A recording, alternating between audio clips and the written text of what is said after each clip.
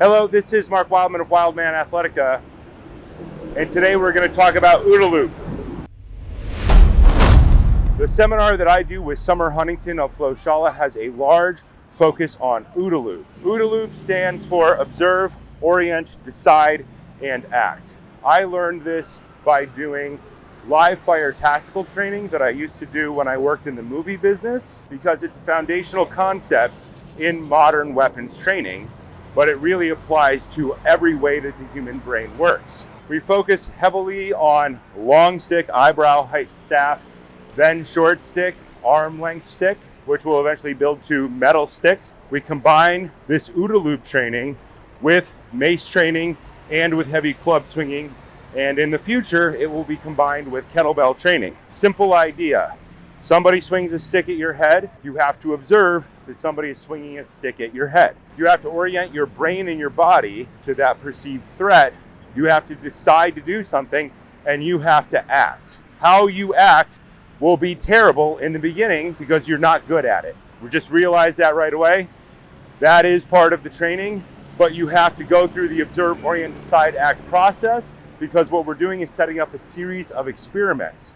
Every time you act and you actively block something that's coming at you with force, you will get data on how your body and your structure absorbs or retranslates that force. In the beginning, people turn away from incoming threats.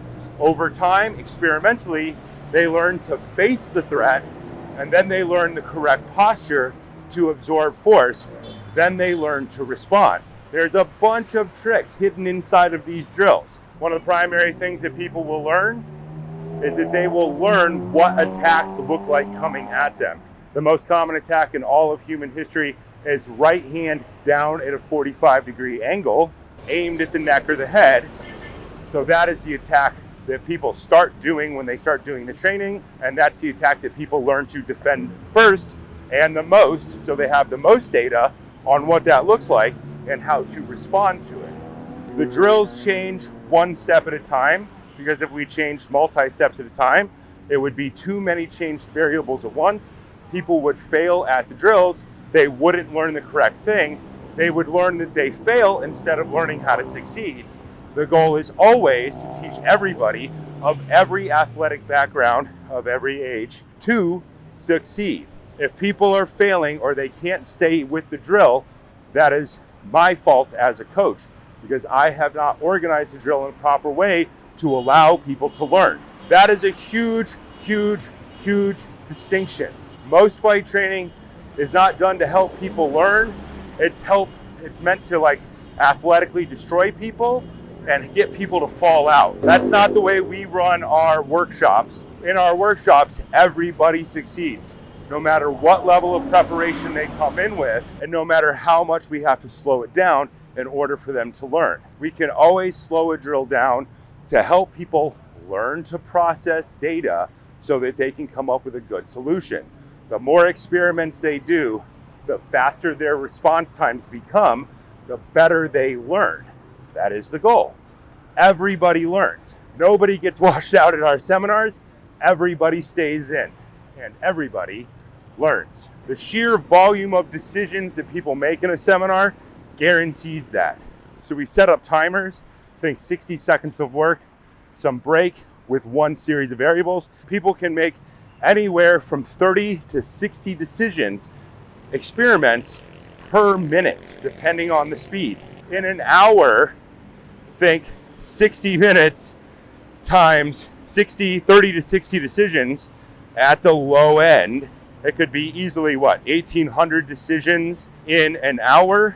When we stack all of these things up in a 5-day workshop, the goal is to get people to run 10,000 micro experiments so that they can get the best overall outcome.